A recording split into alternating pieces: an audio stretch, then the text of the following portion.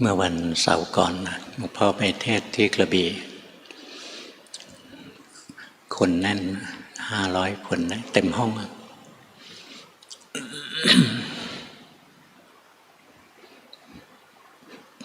ไปเครื่องบินจากสุวรรณภูมิแล้วก็กลับที่ดอนเมืองสุวรรณภูมิคนแน่นฝรั่งเยอะ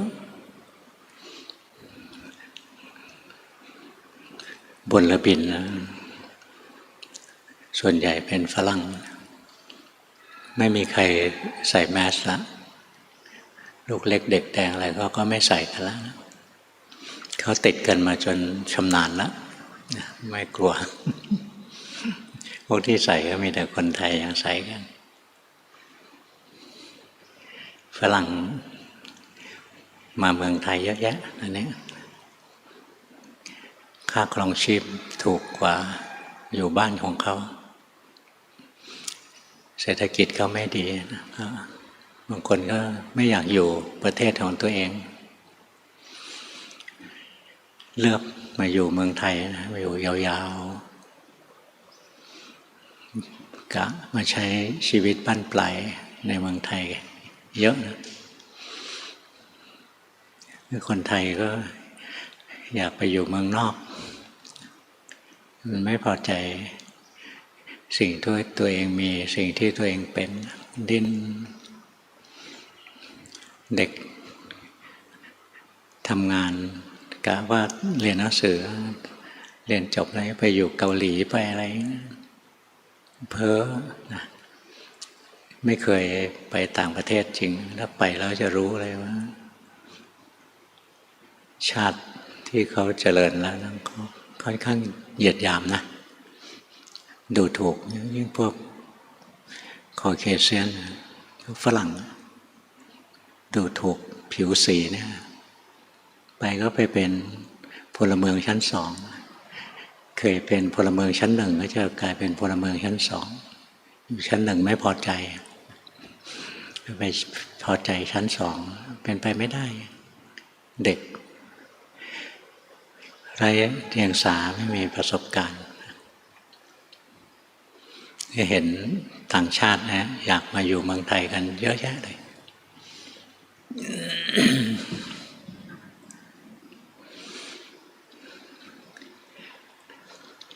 คนสนใจการปฏิบัตินะก็มากพอสมควรฟังที่หลวงพ่อเทศนะก็หัดทำเอาจำนวนหนึ่งก็ทำเป็นอีกส่วนหนึ่งก็ยังไม่เป็นเรื่องธรรมดา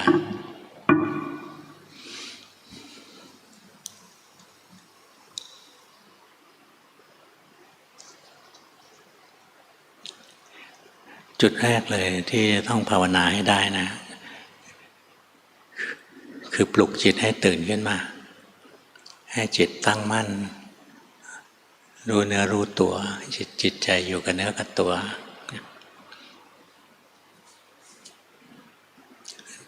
ถ้าจิตใจเราไม่อยู่กับเนื้อกับตัวเราปฏิบัติไม่ได้จริงนะเพราะว่าเราปฏิบัติธรรมนะเพื่อจะให้เห็นความจริงของตัวเราคือกายกับใจนี่ถ้าจิตใจเราหนีกายหนีใจไปมันจะไปเห็นความจริงที่ไหนได้นะไม่รู้ความจริงได้หรอกเพราะฉะนั้นจุดตั้งต้นนะเราจะต้องฝึกตัวเองให้ตื่นขึ้นมาให้จิตมันตื่นเป็นผู้รู้ผู้ตื่นผู้เบิกบานถ้าจิตของเราเป็นผู้หลับผู้ฝันอยู่มันก็ลืมตัวเองอย่างเวลาเรานอนหลับเราฝันเนี่ยเรามีร่างกายเราก็ลืมนะเรามีจิตใจเราก็ลืมตัวเองนี่คนส่วนใหญ่ตื่นนอนมามันตื่นเฉพาะร่างกายจิตมันก็ยังฝันอยู่เหมือนเดิมหลงอยู่ในโลกของความคิดตลอดเวลาตราบใดที่ยังฝันอยู่ก็จะไม่สามารถเห็นความจริงอย่างตอนเรานอนหลับฝันเนี่ยเรามีร่างกายเราก็ลืมร่างกาย เรามีจิตใจเราก็ลืมจิตใจนี่พอเราตื่นขึ้นมามันตื่นแต่ร่างกายจิตใจมันก็ยังอยู่ในโลกของความคิดความฝันอยู่มีกายมันก็ลืมกายมีจิตใจมันก็ลืมจิตใจ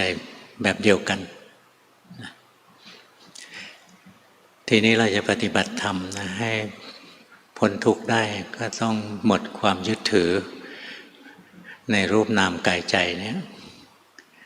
เราจะหมดความยึดถือในรูปนามกายใจได้ต่อเมื่อเราเห็นความจริงของรูปนามนะของกายของใจมันไม่ใช่ของดีของวิเศษอะไรหรอกเป็นของชั่วคราวมันไม่เที่ยงมันกำลังถูกบีบคั้นให้แตกสลายอยู่ตลอดเวลาเรียกว่ามันเป็นทุกข์มันไม่เป็นไปอย่างที่เราต้องการมันเป็นไปตามเหตุไม่ใช่ตามที่เราต้องการอันนั้นเรียกว่าอนัตตาเนี่ยถ้าเราสามารถเห็นความจริงของกายของใจได้นะว่ามันไม่เที่ยงเป็นทุกข์เป็นอนัตตาเห็นมุมใดมุมหนึ่งก็พอแล้วมันก็ปล่อยวางเหมือนที่พระพุทธเจ้าบอกว่าเพราะเห็นตามความเป็นจริงจึงเบื่อหน่ายเพราะเบื่อหน่ายจึงคลายความยึดถือเพราะคลายความยึดถือจึงหลุดพ้นปล่อยวางได้นี่เราจะสามารถเห็นความจริงของกายของใจได้เราต้องตื่นนะจิตเราถ้าจิตเราไปหลงอยู่ในโลกของความคิดความฝันมันก็ไม่เห็นกายเห็นใจมีกายลืมกายมีใจลืมใจเพราะฉะนั้นความรู้สึกตัวเนี่ยเป็นจุดตั้งต้นที่สำคัญที่สุดเลยนะสำหรับการปฏิบัติว่าเราต้องรู้สึกตัวให้ได้หลุดออกจากโลกของความฝันมาอยู่ในโลกของความจริงให้ได้มีกายก็ให้รู้สึกว่ามันมีร่างกายมีจิตใจก็รู้สึกถึงความมีอยู่ของจิตใจไม่ใช่มีกายก็ลืมมีใจก็ลืมคิดฝันเพ้อเจ้อตลอดเวลาถ้าเราสามารถรู้สึกกายรู้สึกใจได้นะเราก็จะสามารถเรียนรู้ความจริงของร่างกายของจิตใจได้ว่ามันไม่เที่ยงมันเป็นทุกข์มันเป็นอนัตตาพอเราเห็นความจริงของกายความรักใคร่หวงแหนผูกพันในกายก็จะลดลงลดลงสุดท้ายจิตใจก็หมดความยึดถือในร่างกายถ้ามันยังรักใคร่หวงแหนอยู่มันก็ยังยึดถืออยู่มันรักใคร่หวงแหนเพราะมันคิดว่าร่างกายนี้เป็นของดีของวิเศษถ้าเรารู้สึกตัวแล้วรู้สึกกายไปบ่อยๆเราจะเห็นนะร่างกายไม่ใช่ของดีของวิเศษเลยร่างกายนี้มีแต่ความทุกข์นั่งอยู่ก็ทุกข์ยืนอยู่ก็ทุกข์เดินอยู่ก็ทุกข์นอนอยู่ก็ทุกข์อย่างนอนเราก็ต้องนอนพลิกไปพลิกมาเพราะมันปวดมันเมื่อยเนี่ยนอนสบายๆอยู่ประเดี๋ยวเดียวนะร่างกายก็ถูกบีบคั้นก็ทนอยู่ไม่ได้ถ้าเราไม่สามารถพลิกตัวได้นะไม่นานก็เป็นแผลกดทับติดเชื้อตายไปอีกเพราะฉะนั้นที่เราต้องพลิกซ้ายพลิกขวาอะไรไปเรื่อยเปลี่ยนอิริยาบถไปเรื่อยนะเพื่อหนีทุกข์นะนี่ถ้าเรามีสติรู้สึกอยู่ในร่างกายรู้เนื้อรู้ตัวอยู่เราถึงจะเห็นความจริงว่าร่างกายนี่ไม่ใช่ของดีหรอกร่างกายเป็นทุกข์ร่างกายเป็นวัตถุเป็นก้อนธาตุมีธาตุไหลเข้ามีธาตุไหลออกตลอดเวลาเช่นหายใจเข้าแล้วก็หายใจออกหายใจออกแล้วก็หายใจเข้าธาตุมันก็เคลื่อนกินอาหารเข้าไปนะดื่มน้ำเข้าไปแล้วก็ขับถ่ายออกมาปัสสาวะออกมาเนี่ยธาตุมันหมุนเวียนอยู่อย่างนี้ที่จริงแล้วไอ้สิ่งที่เราคิดว่าเป็นตัวเราร่างกายนี้คือตัวเราจริงๆแล้วมันก็เป็นแค่วัตถุเป็นวัตถุเป็นสมบัติของโลกไม่ใช่ตัวเราของเราจริงเรายืมโลกมาใช้ไม่นานเราก็ต้องคืนให้โลกไปคนอื่นก็เอาไปใช้ต่ออย่างร่างกายของเราเนี่ยเรารักเราหวงแหนพอเราตายไปเอาไปฝังเอาไปทิ้งนะหรือหนอนเอาไปกินนกก็มากินหนอนคนไปกินนกอะไรอย่างนี้หมุนเวียนไปหรือเอาไปเผานะดิน ก็ถูกเผาไปนะน้ำก็ระเหยไปธาตุลมก็หยุดมันก็กลายเป็นเศษดินเป็นอะไรไปน้ำก็แยกไปเป็นน้ำดินก็แยกไปเป็นดินลมก็แยกไปเป็นลมไฟก็แยกไปเป็นส่วนของไฟส่วนของพลังงานมันก็คืนโลกคนอื่นก็ไปใช้อีกอย่างน้ำในร่างกายเราน้ำเลือดอะไรของเราเนี่ยนะก่อนจะมาเป็นน้ำเลือดของเรามันอาจจะเป็นน้ำเหลืองศพใครก็ไม่รู้เพราะว่าน้ำมันอยู่สมบัติของโลกก็ผลัดกันใช้เนี่ยถ้าเรามีสติอยู่นะเราตื่นเรารู้สึกตัวอยู่แล้วสติระลึกรู้ร่างกายได้มันก็จะเห็นความจริงของร่างกายร่างกายเต็มไปด้วยความทุกข์บีบคั้นร่างกายไม่ใช่ตัวเราของเราเป็นสมบัติของโลกที่เรายืมโลกมาใช้ชั่วคราวแล้วเราก็ต้องคืนเจ้าของเนี่ยถ้าเรารู้ตัวอยู่นะมีความรู้สึกตัวอยู่เรามีร่างกายนะเราก็รู้สึกถึงร่างกายแล้วต่อไปเราก็เห็นความจริงของร่างกายแต่ถ้าเราใจลอยวันหนึ่งนะเล่นแต่โซเชียลนะด่าคนโน้นชมคนนี้นะกดโน้นกดนี้เพลินไปนะเรามีร่างกายเราก็ลืมนะเราลืมร่างกายของตัวเองเราลืมจิตใจของตัวเองเมื่อเราลืมกายลืมใจเราไม่มีความรู้สึกตัวเหลืออยู่แล้วเราจะไปเห็นความจริงของร่างกายของจิตใจได้ยังไงเพราะฉะนั้นความรู้สึกตัวนะเป็นจุดตั้งต้นที่สำคัญมากของการปฏิบัตินะที่จะพ้นทุกข์ได้หรือไม่ได้นะถ้ารู้สึกตัวไม่เป็นไม่มีทางหลุดพ้นออกนะความรู้สึกตัวนะพูดต้องง่ายฝึกให้เกิดนะไม่ใช่ง่าย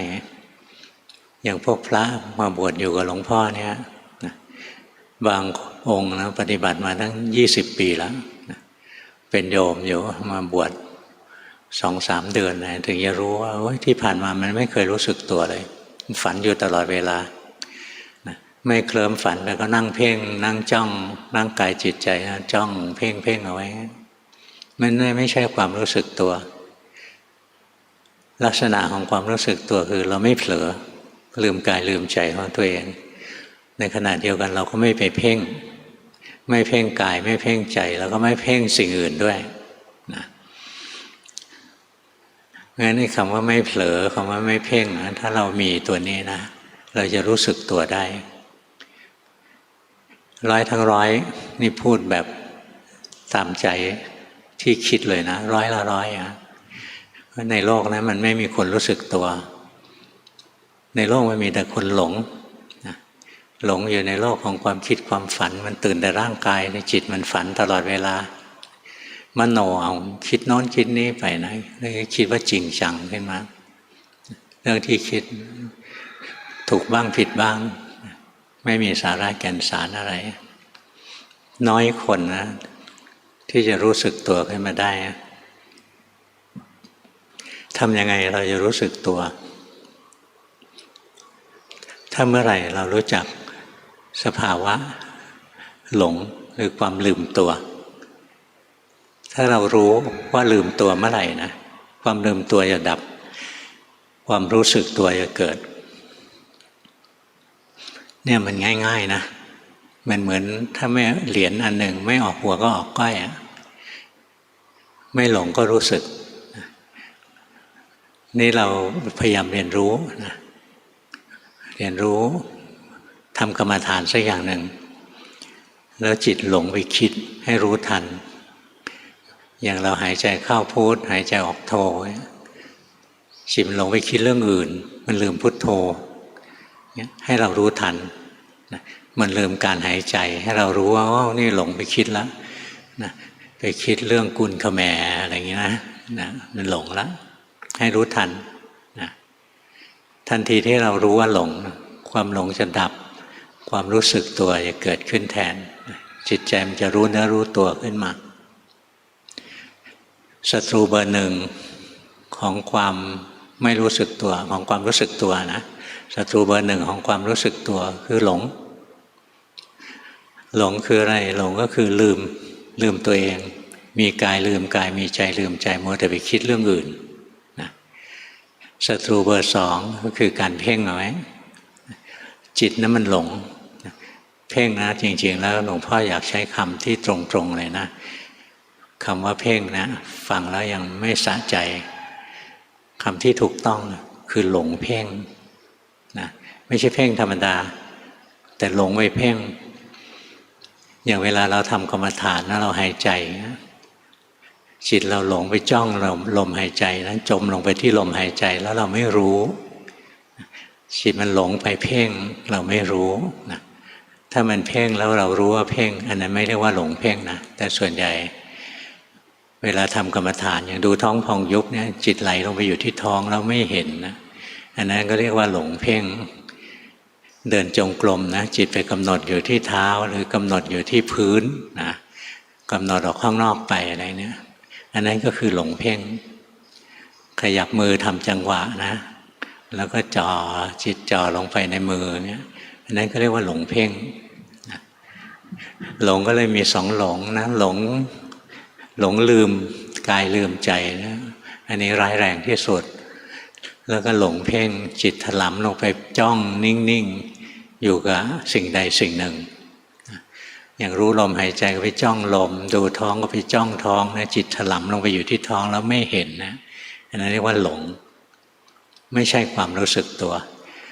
บางคนบอกฉันรู้สึกตัวตลอดเวลานะท้องฉันพองฉันก็รู้ท้องฉันยุบฉันก็รู้นะไม่เห็นอย่างหนึ่งนะว่าจิตมันถลำลงไปเพ่งอยู่ที่ท้องอันนั้นยังไม่ใช่ความรู้สึกตัวที่แท้จริงมันก็คือหลงยังหลงอยู่หลงเพ่งหลงเผลอเนี่ยคือหลงลืมเนี่ยโอกาสจะไปอบายเนี่ยสูงนะหลงเพ่งไปสุคติได้แต่ไปนิพพานไม่ได้เรื่องนี้พระพุทธเจ้าท่านเคยตรัสเอาไว้เทวดาเคยไปถามพระพุทธเจ้าว่าพระองค์ข้ามโอคะคือข้ามห้วงน้ำข้ามกิเลสได้ยังไงท่านบอกว่าเราข้ามโอคะข้ามกิเลสได้นะเพราะเราไม่เผลอแล้วเราก็ไม่เพ่งนะถ้าเผลออยู่เราจะจมลงถ้าเพ่งอยู่เราจะลอยขึ้นเราไม่เผลอเราไม่เพ่งเราข้ามโอคะได้ด้วยวิธีนี้ภาวะที่ไม่เผลอไม่เพ่งก็คือภาวะแห่งความรู้สึกตัวนั่นแหละถ้าเรารู้สึกตัวนะจิตก็ไม่หลงสุดตรงข้างเผลออันนี้ตามใจกิเลสเรียกว่ากามสุขาริการุโยคพอเราตามใจกิเลสกิเลสก็ย้อมใจเราเวลาตายนะเราก็ไปทุกขติเวลาเราเพ่งนะเรากลัวบาปกลัวไม่ดีกลัวอย่างโน้นกลัวอย่างนี้นะกลัวสิ่งที่ชั่วก็เพ่งเอาไว้เพ่งเอาไว้เวลาตายก็ไปสุคติได้นะไปเป็นมนุษย์เป็นเทวดานะเป็นพรหมอะไรเงี้ยพอจะไปได้แต่ไม่นิพพานนะเพราะอะไรเพราะยังมีการกระทำอยู่นะยังมีการกระทำก็คือมีกรรมมีเจตนาใช่ไหมเจตนาตามใจกิเลสก็หลงไปเจตนาสู้กับกิเลสก็เพ่งเอาไว้มีเจตนาก็มีการกระทำกรรมคือตามใจกิเลสก็เดี๋ยวก็ทำกรรมวิ่งไปทางตาวิ่งไปดูรูปวิ่งไปฟังเสียงเนี่ยจิตนะทำงานหมุนติ้วติ้วติ้วติ้วอยู่ไม่เคยเห็นนะอันนั้นจิตมันก็สร้างภพสร้างชาติไปเรื่อยๆแล้วส่วนใหญ่มีธรรมชาติที่ไหลลงต่ำเพราะตามใจกิเลสมันสะดวกสบายฝืนกิเลสนะมันต้องต่อสู้ต้องเข้มแข็งงั้นโดยธรรมชาตินะจิตมีธรรมชาติไหลลงต่ำนะถ้าเราไม่ต่อสู้จิตเราก็จะเลวลงไปเรื่อยๆดูตัวอย่างง่ายๆเลยอย่างผู้หญิงสักคนนะเป็นกุลสตรีเรียบร้อยอะไรเงี้ยพอแต่งงานไปมีครอบครัวมีลูกมีอะไรนะมีเรื่องหงุดหงิดกวนใจเยอะแยะเลยเดี๋ยวลูกกวนตัวผัวกวนใจอะไรนะก็เริ่มขี้บ่นเริ่มต่อสู้ด้วยกันบ่นทีแรกก็นานๆบ่นทีต่อไปก็บ่นเก่งนะพอแก่ๆเนี่ยโหเป็นเอตทัคคะทางขี้บ่นนะเจออะไรก็บ่นไปหมดเลยอากาศร้อนก็บ่นเห็นหมาเดินผ่านหน้าบ้านก็บ่นนะบ่นไปได้ทุกเรื่องเนี่ยมันสะสมนะ จากความชั่วเล็กๆนะมันจะค่อยๆสะสมตามใจมันไปเรื่อยๆก็จะแรงขึ้นแรงขึ้นเหมือนพวกเรายุคนี้ชอบเล่นโซเชียลนะเราไม่มีวินัยที่จะควบคุมจิตใจที่มันอยากเล่นนะทีแรกก็ตั้งใจนะจะเล่น15 นาทีวันแรก15 นาทีวันที่2มัน30 นาทีแล้วสุดท้ายก็เล่นทั้งวันเหมือนที่พวกเราจำนวนมากเป็นอยู่ตอนนี้ยุ่งกับโซเชียลทั้งวันเลยถามว่ามันเป็นอกุศลหรือมันเป็นกุศลขณะที่เราเล่นโซเชียลเห็นไหมจิตเราแกว่งขึ้นแกว่งลงตลอดเวลาเดี๋ยวก็เจอเรื่องที่ชอบใจเดี๋ยวก็เรื่องชอบไม่ชอบใจเวลาชอบใจเราก็หลงยินดีนะมีราคะเกิดขึ้นเวลาไม่ชอบใจเราก็หลงยินร้ายมีโทสะเกิดขึ้นนะยิ่งสะสมไปนะจิตมันยิ่งคุ้นเคยกับความชั่วมากขึ้นมากขึ้นจากเรื่องเล็กๆนะก่อนที่เราจะทำชั่วใหญ่ๆได้นะเราทำชั่วเล็กๆก่อนนะแล้วก็ค่อยแก่กล้าขึ้นก็ทำชั่วใหญ่ๆได้เนี่ยธรรมชาติของจิตมันเป็นอย่างนี้เพราะฉะนั้นการปล่อยตัวปล่อยใจตามกิเลสนะสิ่งที่จะอยู่ข้างหน้าเราก็คือทุกขตินะไม่ได้ไปดีหรอกในขณะที่ถ้าเราคอยควบคุมกายวาจาใจของเรานะคอยบังคับมันไปเรื่อยๆมันก็เครียดอยู่นะแต่ว่าไม่ไปว่าใครนะไม่ไปฟุ้งซ่านเรื่องคนอื่นสนใจจ้องอยู่แต่ลมหายใจหรือท้องของตัวเองอะไร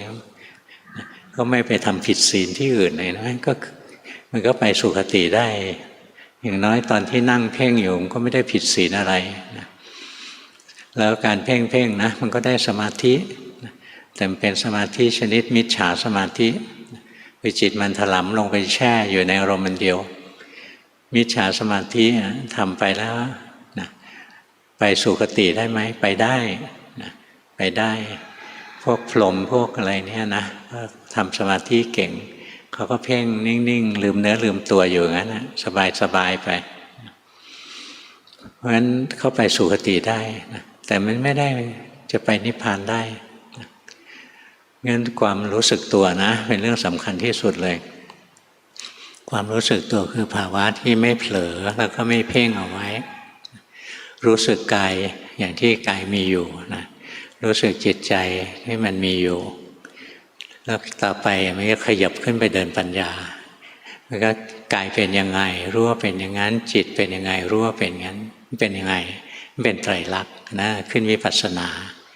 นะในขั้นต้นที่เราจะรู้สึกตัวเนี่ยเรารู้สึกถึงความมีอยู่ของร่างกายรู้สึกถึงความมีอยู่ของจิตใจคือความรู้สึกนึกคิดทั้งหลายความรับรู้ทั้งหลายนั่นคือส่วนของนามธรรมหรือจิตใจนะเนี่ยเราจะต้องรู้ลงที่กายรู้ลงที่ใจได้นะจิตอย่าให้มันหลง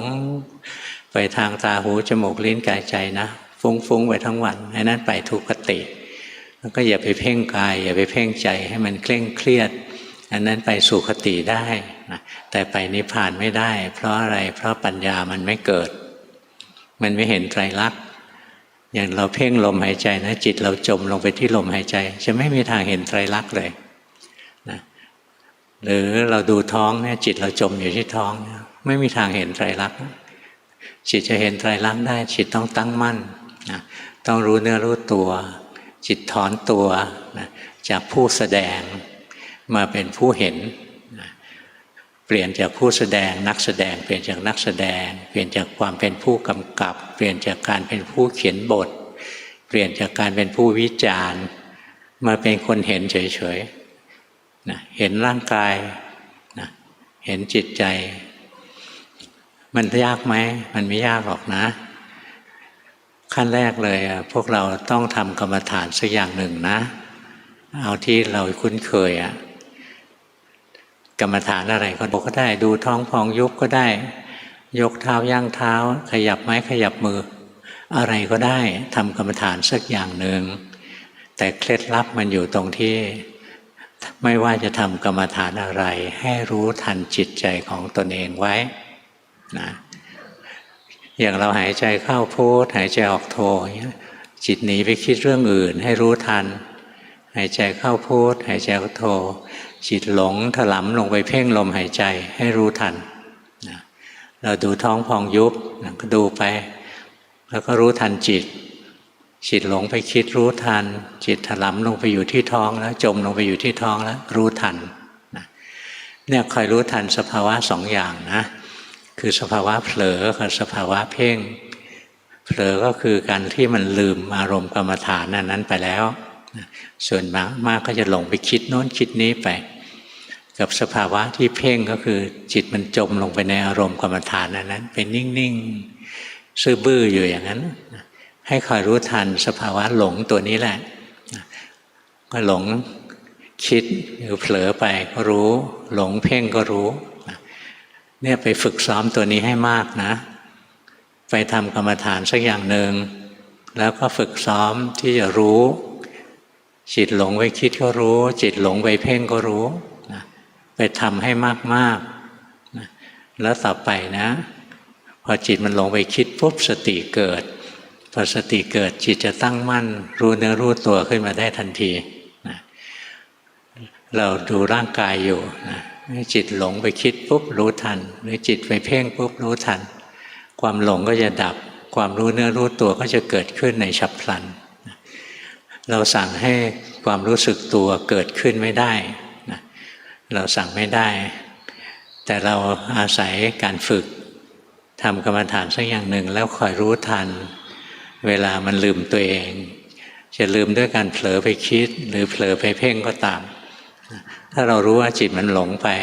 จิตมันเผลอไปนะจิตที่เผลอมันจะดับจิตที่รู้มันจะเกิดอัตโนมัติทำบ่อยๆทีแรกก็เผลอยาวต่อไปก็เผลอสั้นลงสั้นลงนะจิตมันจำสภาวะความเผลอได้แม่นอ๋อเผลอคิดไปอย่างนี้เผลอเพ่งมันเป็นอย่างนี้นะพอมันจำสภาวะได้แม่นนะต่อไปพอสภาวะอันนั้นเกิดขึ้นเช่นความหลงคิดเกิดขึ้นความหลงเพ่งเกิดขึ้นสติจะเกิดขึ้นเองโดยอัตโนมัติทันทีที่สติเกิดสมาธิที่แท้จริงคือสัมมาสมาธิคือความตั้งมั่นจะเกิดขึ้นโดยอัตโนมัติมันตั้งมั่นยังไงเหมือนสภาวะที่มันตั้งมั่นก็คือมันไม่ไหลไปในโลกของความคิดนะรวมทั้งไม่ไหลไปทางตาหูจมูกลิ้นกายด้วยไม่ไหลไปในโลกของความคิดอันนั้นส่วนหนึ่ง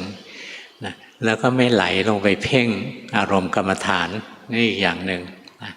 เนี่ยจิตมันจะตั้งมั่น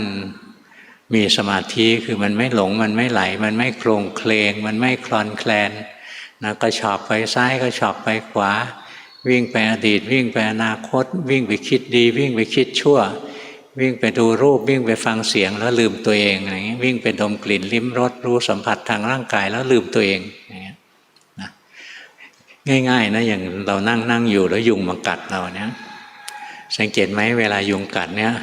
ความสนใจของเราไปที่ไหนที่ร่างกายที่ถูกยุงกัดหรือความสนใจไปอยู่ที่ยุงเราต้องดูก่อนใช่ไหมไอ้ตัวนี้มันกัดเราน้อยบินหนีไปโน่นแล้วเนี่ยยังมองตามมันไปอีกนะมันหนีไปยังตามมันไปเห็นไหมธรรมชาติของจิตมันอย่างเนี้ยมันไม่ยอมดูตัวเองนะมันชอบไปดูของอื่นยุงมากัดใช่ไหมมองเห็นยุงขยับนะคอนเซนเทรตอยู่ที่ยุงหนีไปก็รู้กะตีให้ตายเลยนะจะไปแก้แค้นมันมากัดเราอะไรเงี้ยน่าใจไปอยู่ที่ยุงนะตายไปก็ไปทุกขตินะ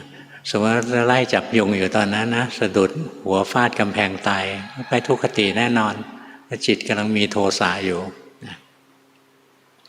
นี่เราหัดรู้นะหัดรู้สึกรู้ทันตัวเองงั้นทำกรรมฐานสักอย่างหนึ่งจิตหลงไปทางตาหูจมูกลิ้นกายใจทางใจคือหลงคิดนั่นแหละถ้ารู้ทันจิตหลงลงไปเพ่งอารมณ์กรรมฐานรู้ทันนะจิตก็จะไม่หลงไม่ไหลไปทางโน้นทีไม่ไหลไปทางนี้ทีจิตก็ตั้งมั่นนั่นแหละจิตมีสมาธิขึ้นมาโดยที่เราไม่ได้ทำอะไรเราไม่ได้สั่งให้มันมีสมาธิแต่สมาธิมันเกิดเองเมื่อศัตรูของสมาธิคือความฟุ้งซ่านไม่มีพอจะเข้าใจวิธีปฏิบัติไหมนะไปทำกรรมฐานอย่างหนึ่งนะแล้วคอยรู้ทันจิตตัวเองกรรมฐานอะไรก็ได้ที่เราคุ้นเคยแต่อย่าทำตามที่คุ้นเคยในอดีต อย่างเราคุ้นเคยดูท้องพองยุบแล้วจิตเราคุ้นเคยที่ลงไปนอนจมอยู่ที่ท้องอันนี้เป็นความคุ้นเคยที่ไม่ดีนะแต่ดูท้องพองยุบแล้วรู้ทันจิตอันนี้เราจะพัฒนาตัวเองได้ทันทีที่จิตเราตั้งมั่นขึ้นมานั่นแหละจิตใจมันจะอยู่กับเนื้อกับตัวนะไม่หลงไปในโลกของความคิดความฝันไม่ถลำลงไปเพ่งสิ่งใดจิตตั้งมั่นรู้เนื้อรู้ตัวอยู่นะนั่นแหละคือความรู้สึกตัวมันจะเกิดเพราะฉะนั้นความรู้สึกตัวเนี่ยอยู่ๆมันไม่เกิดหรอกนะเราต้องสร้างต้องพัฒนามันขึ้นมาทำกรรมฐานสักอย่างหนึ่งแล้วคอยรู้ทันจิตใจตัวเองหลงไปคิดก็รู้หลงไปเพ่งก็รู้ฝึกอย่างนี้เยอะๆนะแล้วต่อไปความรู้สึกตัวมันจะชำนาญขึ้นชำนาญขึ้นมีอะไรแปลกปลอมขึ้นในกายในใจปุ๊บเนี่ยสติจะเกิดเองเลยนะตอนหลวงพ่อ10 ขวบนะตอนนั้นบ้านเป็นตึกแถวอยู่ถนนบริพัตรเนี่ยข้างๆบ้านนะเลยบ้านไปหน่อยมีตรอกมีซอยอันหนึ่งนะชาวบ้านเรียกว่าตรอกเขมรแต่ก่อนนี้พวกเขมรอยู่ที่นั่นเยอะนะติดตามนางองค์ร่วงเข้ามาและเป็นชุมชนเขมรอันนี้ไม่พูดเรื่องเขมรนะพูดสถานที่เล่นลูกหินเป็นเด็กนะอยู่ตึกแถวก็ไม่เล่นลูกหินอยู่กับเพื่อนบ้านหน้าบ้านนะบนฟุตบาทนะเล่นอยู่แล้วเห็นไฟมันไหม้ตึกแถวเดียวกันนะแต่ห่างออกไป4, 5, 6 ห้องนะจำนวนไม่ได้นะประมาณนั้นนะ5 บวกลบนิดหน่อยนะเห็นไฟมันไหม้พุ่งออกมาอันนั้นมันเป็นเขาใช้ห้องแถวเขานะเป็นร้านซ่อมรถแล้วทำอีท่าไหนไม่รู้ไฟมันไหม้ขึ้นมาควันมันพุ่งออกมานะคนก็โวยวายกันหลวงพ่อเห็นนะก็ตกใจโอ้ยไฟไหม้ตกใจก็คว้าลูกหินได้แล้วก็วิ่งจะไปบอกพ่อก้าวที่ 1ตกใจก้าวที่ 2ตกใจก้าวที่ 3เหมือนเปิดสวิตช์ขึ้นจากข้างในเลยมันตื่นปุ๊บขึ้นมาอัตโนมัติเลยนะเนี่ยมันแสดงว่าเราเคยฝึกเราเวลาฉุกเฉินเวลาจำเป็นนะไอ้ตัวรู้มันดีดผางขึ้นมาเลยมันรู้เนื้อรู้ตัวขึ้นมาทันทีเลยนะวิ่งได้3 ก้าวนะจิตมันก็ตื่นขึ้นมาคราวนี้ไม่ตกใจคราวนี้เดินไปบอกผู้ใหญ่ว่าไฟไหม้แล้วเห็นคนอื่นเขาตกใจเราก็ยืนดูความรู้สึกอันนั้นมันแปลกนะจิตใจมันอยู่กับเนื้อกับตัวมันสบายมันโปร่งมันเบาเห็นแต่คนอื่นเขาตกใจแล้วเราไม่ตกใจนะเนี่ยถ้าเราเคยฝึกนะเราพยายามฝึกของเราไปเรื่อยๆถึงจุดหนึ่งนะเวลาฉุกเฉินอะไรขึ้นมานะความรู้สึกตัวมันจะเกิดขึ้นเองอย่างพวกเราบางคนนะชอบขับรถเร็วเรียนกับหลวงพ่อนะจิตไม่ยอมตื่นสักทีเลยวันหนึ่งรถคว่ำนะในมอเตอร์เวย์นี่นะรถคว่ำหมุนแล้วพลิกไปพลิกมาจิตนั้นมันดีดตัวออกมาตั้งมั่นนะไม่ตกใจมันเห็นร่างกายกำลังกลิ้งไปกลิ้งมาเห็นรถหมุนไปหมุนมานะจิตมันตั้งมั่นขึ้นมาเป็นแค่คนเห็นนะมันไม่ตกใจนั่นแหละภาวะแห่งความตื่นมันตื่นขึ้นโดยเราไม่ได้เจตนาจะตื่นนะแต่ว่ามาอาศัยการฝึกยังไงก็ฝึกทำกรรมฐานสักอย่างหนึ่งแล้วคอยรู้ทันจิตเผลอคือหลงไปคิดก็รู้จิตถลำลงไปเพ่งหลงเพ่งเราก็รู้นะฝึกเรื่อยๆแล้วต่อไปจิตจะตื่นขึ้นมาอัตโนมัติได้นะค่อยๆฝึกนะของฟรีไม่มีหรอกต้องทำเอาเองนะฝึกบ่อยๆนะแล้วมันจะเป็นพอเรามีจิตที่ตั้งมั่นแล้วเนี่ยการเดินปัญญาจะไม่ใช่เรื่องยากแล้วพอจิตเราตั้งมั่นนะขันธ์มันจะแยกอัตโนมัตินะพอจิตเราตั้งมั่นเป็นผู้รู้ผู้ดูอยู่เนี่ยเราจะเห็นนะร่างกายเป็นของถูกรู้ร่างกายกับจิตมันโคละอันกันอย่างพวกเราขนาดนี้ฟังหลวงพ่อแล้วจิตมันเกิดสมาธินะเวลาฟังหลวงพ่อเทศน์มันจะมีสมาธิอัตโนมัติเกิดขึ้น ลองรู้สึกลงไปที่ร่างกายที่กำลังนั่งอยู่สินะรู้สึกเฉยๆนะอย่าไปจ้องอย่าไปเพ่งแค่รู้สึกถึงความมีอยู่ของร่างกายรู้สึกไหมร่างกายเรามีอยู่นี่ช็อตที่หนึ่งนะรู้ถึงความมีอยู่ของมันแล้วถัดจากนั้นรู้ถึงความเป็นไตรลักษณ์มันไม่ใช่ตัวเรามันเป็นแค่วัตถุอันหนึ่งที่มาตั้งอยู่บนเก้าอี้ตัวเนี้ยเป็นวัตถุก้อนหนึ่งที่มาตั้งอยู่บนเก้าอี้นะเนี่ยจิตเป็นคนรู้นะให้ร่างกายมันเป็นแค่วัตถุเป็นแค่ก้อนธาตุไม่ใช่ตัวเราไม่ใช่ของเราตรงเนี้ยมันเดินปัญญานะแต่ตรงที่จุดแรกก่อนที่มันจะเดินปัญญาได้มันต้องรู้สึกถึงความมีอยู่ของกายรู้สึกถึงความมีอยู่ของจิตใจมันจะรู้สึกถึงความมีอยู่ของกายได้จิตต้องตั้งมั่นต้องรู้เนื้อรู้ตัวอยู่ถ้าลืมตัวเมื่อไหร่มีกายก็ลืมกายกายหายไปเพราะฉะนั้นเราต้องรู้สึกตัวนะทำกรรมฐานแล้วคอยรู้ทันเวลามันหลงมันไม่รู้สึกตัวหลงไปคิดก็รู้หลงไปเพ่งก็รู้แล้วต่อไปเราจะรู้สึกตัวขึ้นมาพอเรารู้สึกตัวขึ้นมาจิตมันมีสมาธิแล้วเราสติเราลึกรู้ร่างกายไม่เห็นมันเป็นแค่วัตถุเนี่ยร่างกายมันเป็นวัตถุที่ยกมาตั้งไว้บนเก้าอี้เนี่ยมันไม่ใช่เรา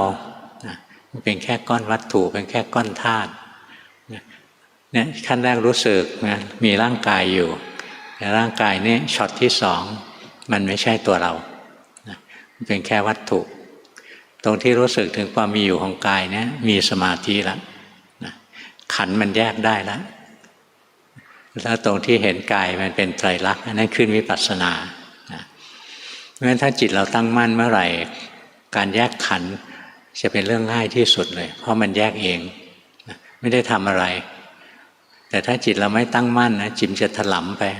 หลงไปในความคิดบ้างถลำลงไปเพ่งจ้องในขันธ์โดยเฉพาะในร่างกายบ้าง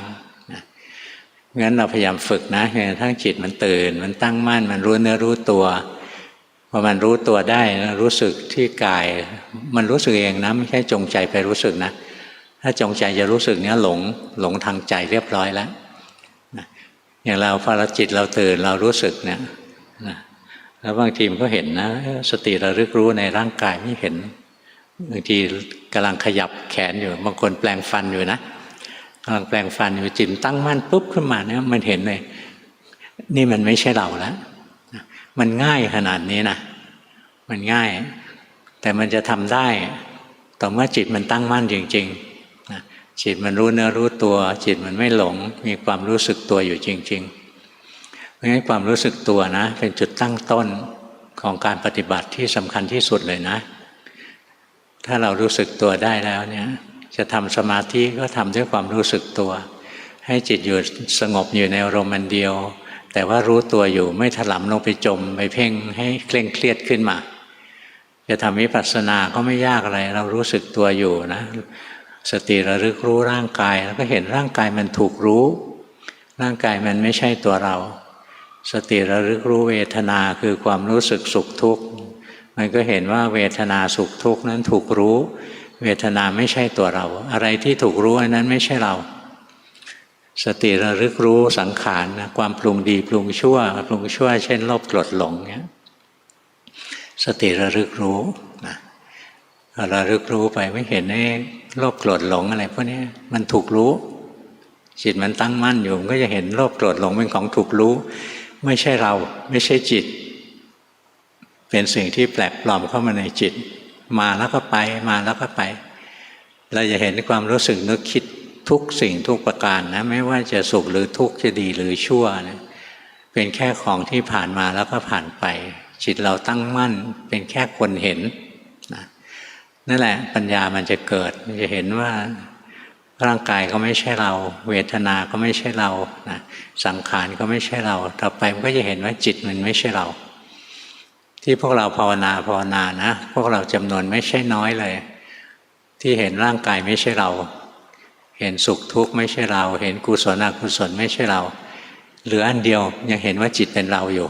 นะส่วนใหญ่ก็มาถึงจุดนี้นะที่เรียนกับหลวงพ่อจำนวนมากเลยจะใช่ว่าส่วนใหญ่ไม่ได้เพราะคนมาเรียนเพิ่มขึ้นทุกวันนะคนที่เรียนไปช่วงหนึ่งนะจำนวนมากนะจิตมันตั้งมั่นขึ้นมาได้นะแล้วก็มันเริ่มแยกขันธ์ได้ เห็นร่างกายอยู่ส่วนหนึ่งจิตอยู่ส่วนหนึ่งเนี่ยแยกขันธ์ได้เห็นเวทนาอยู่ส่วนหนึ่งจิตเป็นคนรู้อยู่ส่วนหนึ่งเห็นสังขารอยู่ส่วนหนึ่งจิตเป็นคนรู้อยู่ส่วนหนึ่งนะทำอย่างนี้ได้เนี่ยไม่รู้จำนวนเท่าไหร่นะไม่ได้ประเมินแต่ว่าเยอะมีเยอะเลยขอให้จิตตั้งมั่นเท่านั้นขันธ์มันแยกอัตโนมัติเลยตรงนี้ในอภิธรรมเขาสอนนะบอกสัมมาสมาธิเป็นเหตุใกล้ให้เกิดปัญญาปัญญาขั้นที่หนึ่งคือการแยกรูปนาม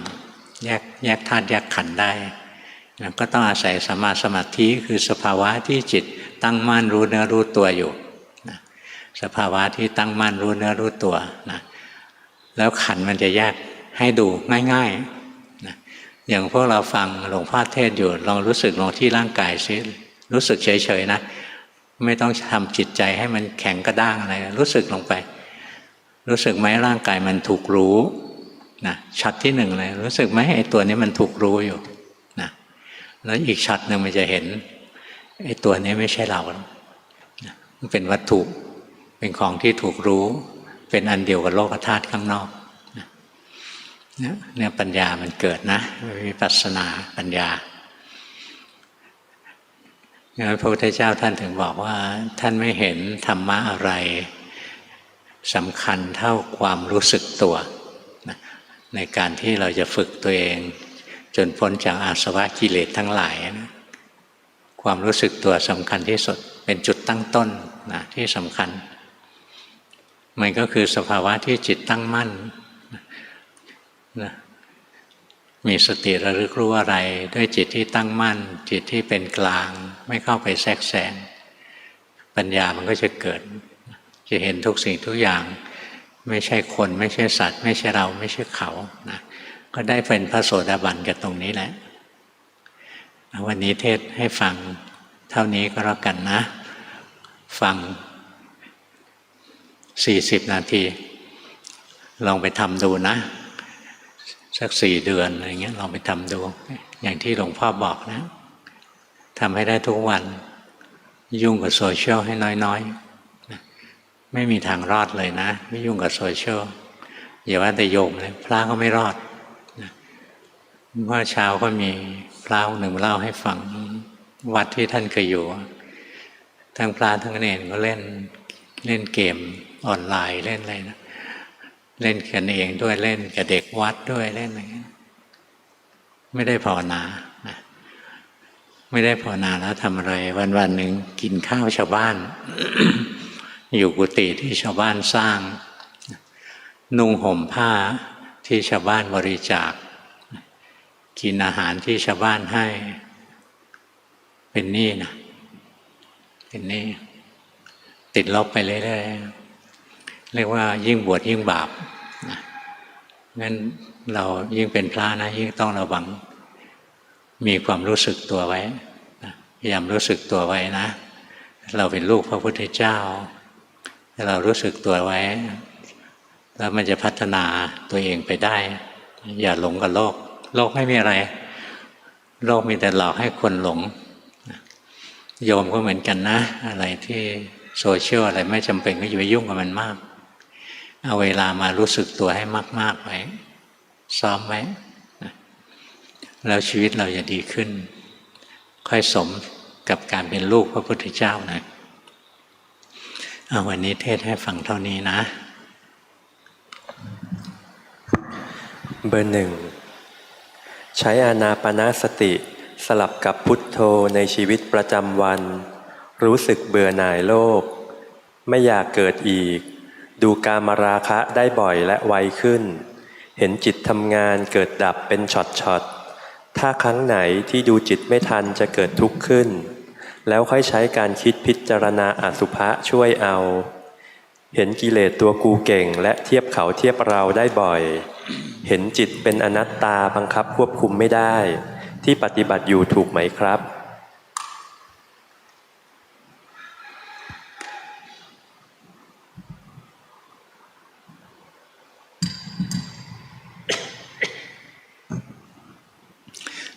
จิตขณะนี้ปกติไหมเบอร์ 1มันเพ่งอยู่รู้สึกไหม ถ้ารู้ก็ใช้ได้แล้วที่ทำอยู่ใช้ได้นะแต่ถ้าปกติจิตเป็นแบบนี้ใช้ไม่ได้จิตตัวนี้เป็นมิจฉาสมาธิมันไปเพ่งเอาไว้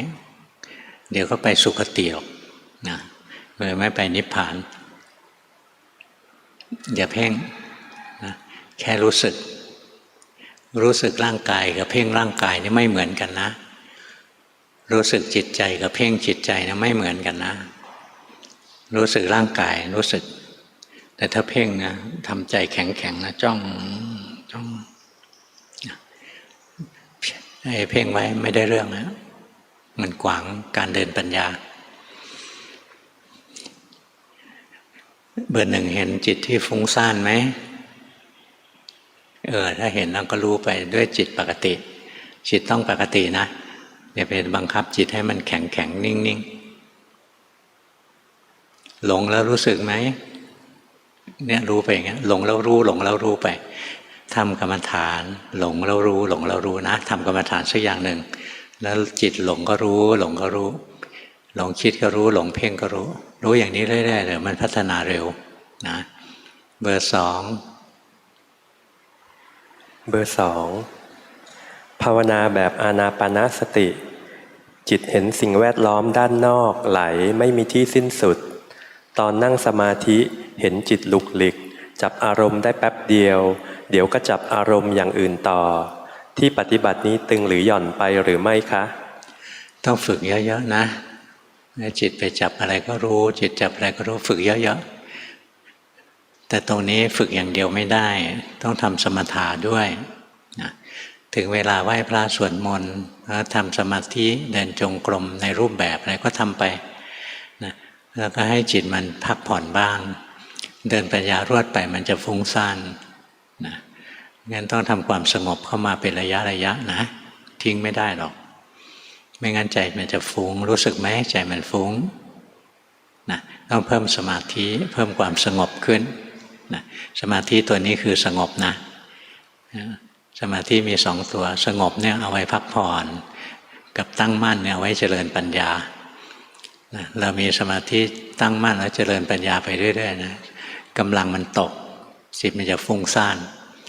นะเราต้องมาทำสมาธิสงบให้จิตได้พักผ่อนบ้างถ้าจิตมีเรี่ยวมีแรงเราก็ให้จิตตั้งมั่นแล้วเดินปัญญาต่อ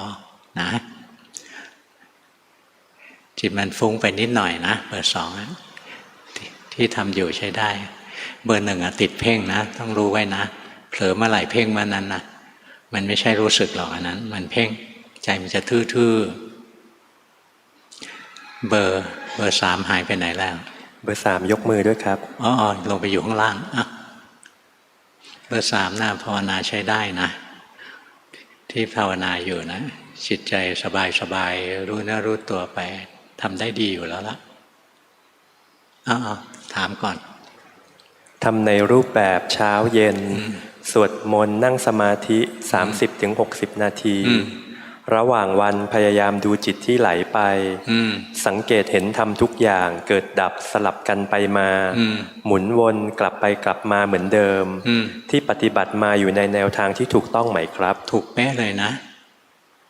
ถูกไม่ได้มีปัญหาเลยอยู่ที่ว่าทำไปอย่าโลภอย่าอยากได้ผลเร็วๆอย่าอยากดีปฏิบัติเป็นพุทธบูชาไปที่ทำอยู่สวยสดงดงามมากเลยนะดีไม่ได้ไปติดเพ่งซื่อบื้ออยู่แต่ตรงนี้เพ่งนะมันเพ่งอย่างละเอียดรู้สึกไหมใจทื่อๆขึ้นมานิดหนึ่งแล้วเนี่ยให้รู้ทันมันนะรู้ลงไปไม่ต้องแก้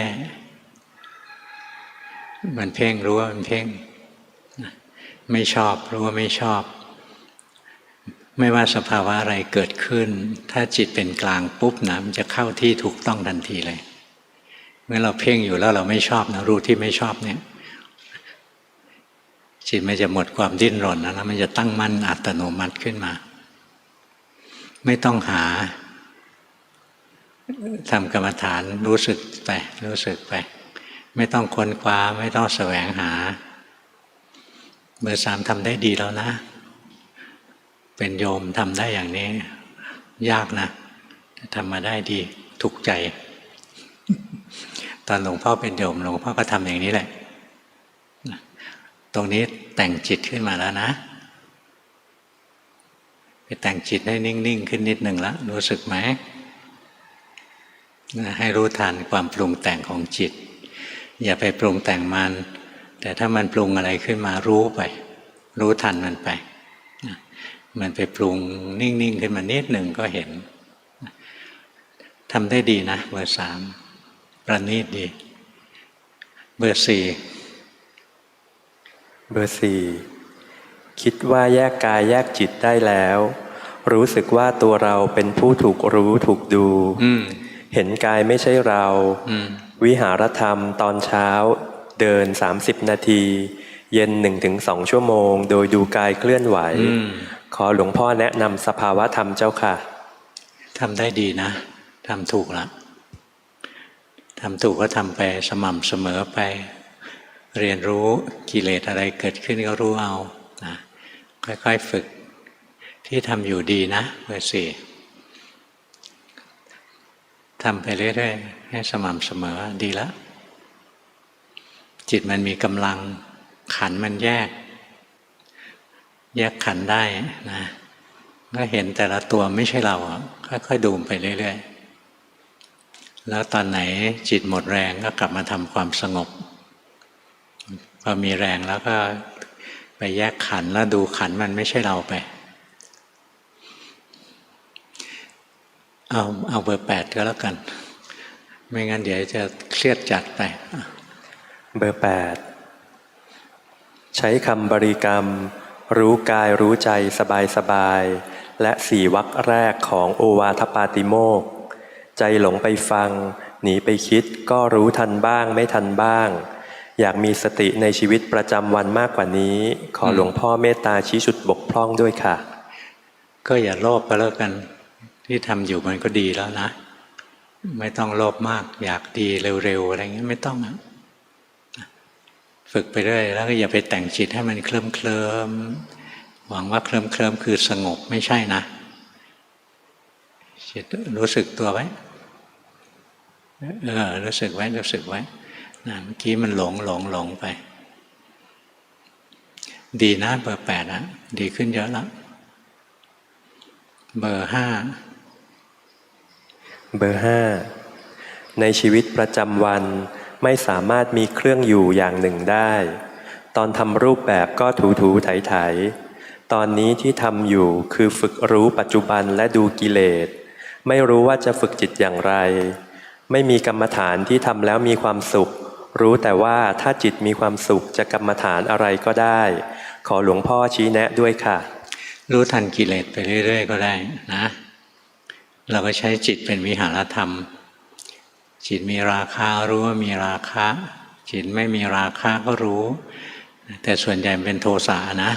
จิตมีโทสะก็รู้จิตไม่มีโทสะก็รู้เนี่ยคอยดูอย่างนี้แค่นี้ก็ดูไปเรื่อยๆจิตหลงไปก็รู้จิตรู้สึกตัวก็รู้นะใช้จิตเป็นวิหารธรรมไปเลยการใช้จิตเป็นวิหารธรรมนะมันทำได้ทั้งสมถะและวิปัสสนาถ้าเราใช้จิตเป็นวิหารธรรมแล้วเราเห็นจิตมันเกิดดับ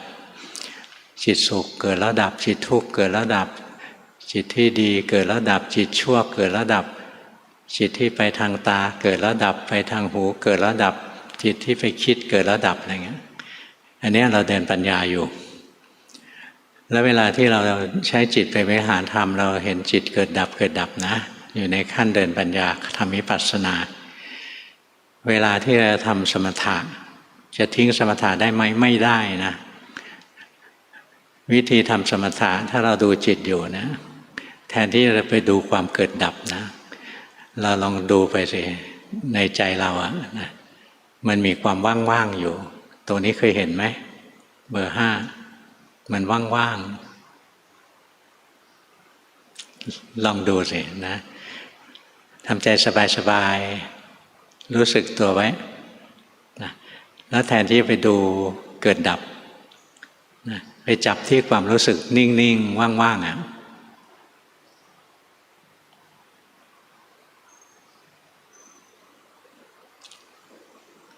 คิดมากตรงนี้คิดมาก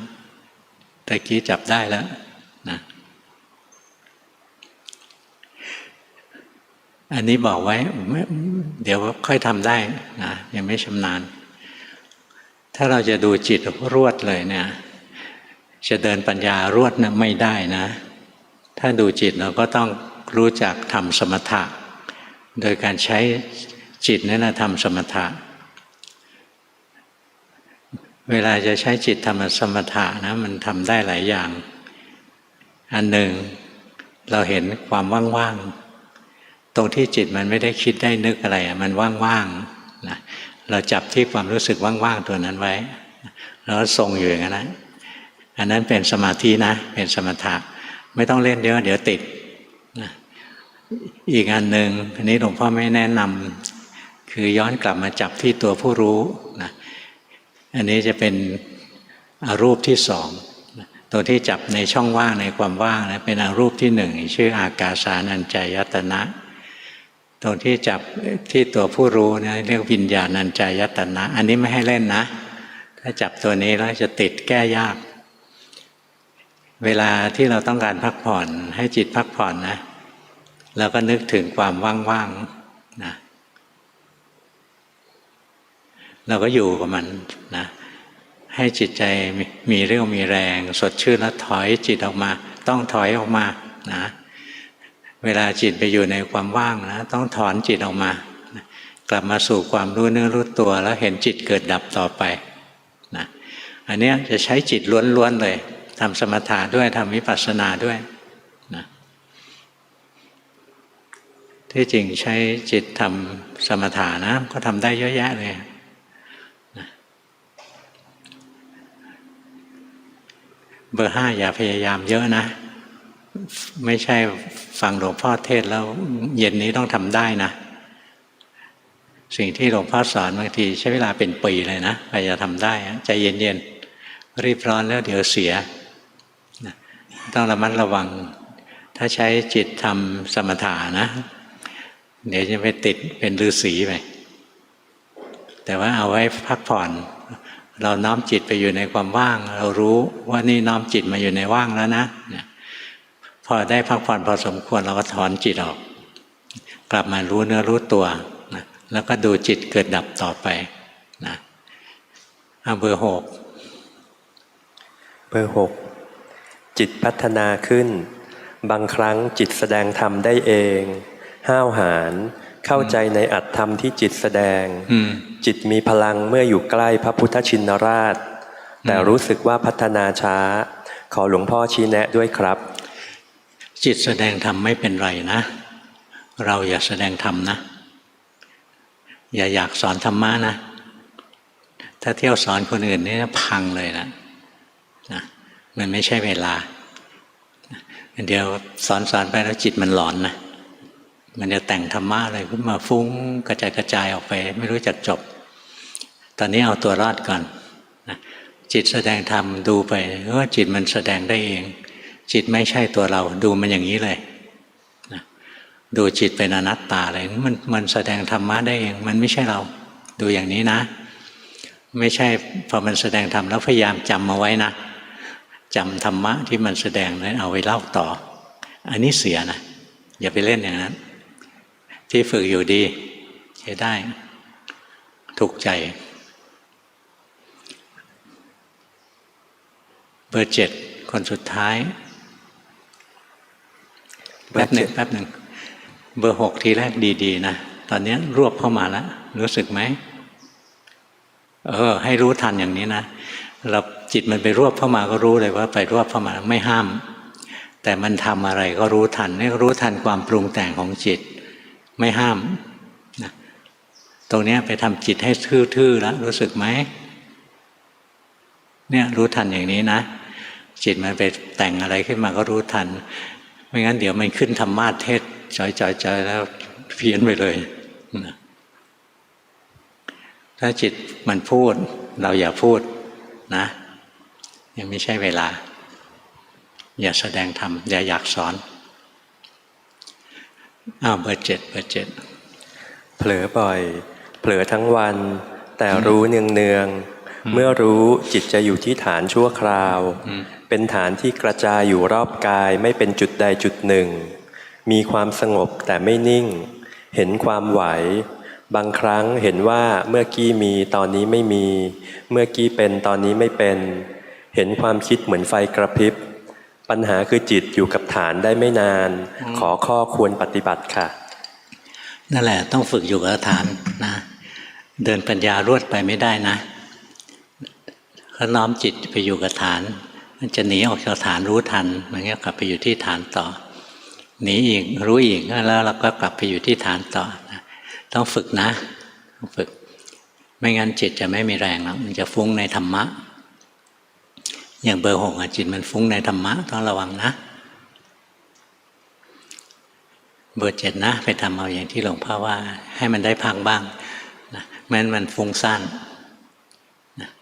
ฟุ้งคนละแบบกับเบอร์ 6นะเบอร์ 6ก็ฟุ้งในธรรมะนะเราฟุ้งเตลิดเลยนะคนละแบบแต่ให้รู้ทันไปเรื่อยแล้วก็น้อมพอหลงไปก็รู้นะแล้วก็กลับมาอยู่กับอารมณ์กรรมฐานของเราไม่ดึงจิตรู้ว่ามันหลงช่างมันนะกลับมารู้สึกที่กรรมฐานของเราใหม่แต่ไม่ดึงจิตคืนมานะจิตที่หลงก็โยนมันทิ้งไปเลยแล้วกลับมาอยู่กับอารมณ์กรรมฐานของเราไปสบายๆกลับมาอยู่กับอารมณ์กรรมฐานด้วยจิตใจธรรมดานะเดี๋ยวกำลังสมาธิมันจะเพิ่มขึ้นเบอร์ 4สงสัยเยอะเกินไป วันนี้เท่านี้นะ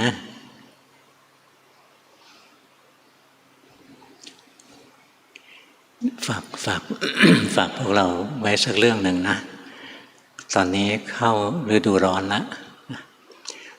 ที่วัดเนี่ยถึงฤดูร้อนนักจะขาดแคลนน้ำบ่อที่เคยขุดได้เคยสูบขึ้นมาวันหนึ่งได้10 กว่าคิวตอนนี้เหลือไม่ถึง5แล้วนะน้ำประปาเราก็อยู่ปลายท่อปลายสายนะงั้นเราช่วยกันประหยัดน้ำหน่อยไม่ถึงขนาดว่าเข้าห้องน้ำแล้วไม่กดชักโครกอะไรงั้นนะไม่ถึงขนาดนั้นนะเพราะฉะนั้นประหยัดเกินจำเป็นแค่ว่าจะกินข้าวเอาจานของเราเอากล่องของเรามาแล้วกลับไปล้างที่บ้านก็ลดการใช้น้ำที่วัดลงไปเยอะแล้วละถ้า300 คนมาล้างจานนี่นะโอ้หาน้ำให้ไม่ทันนะที่นี่ขาดแคลนน้ำเมืองชนนะชื่อชลบุรีเอาเลิกไปอย่างนั้นแหละที่จริงไม่ค่อยจะมีน้ำหรอกนะงั้นช่วยกันหน่อยตรงนี้นะเชิญกลับบ้าน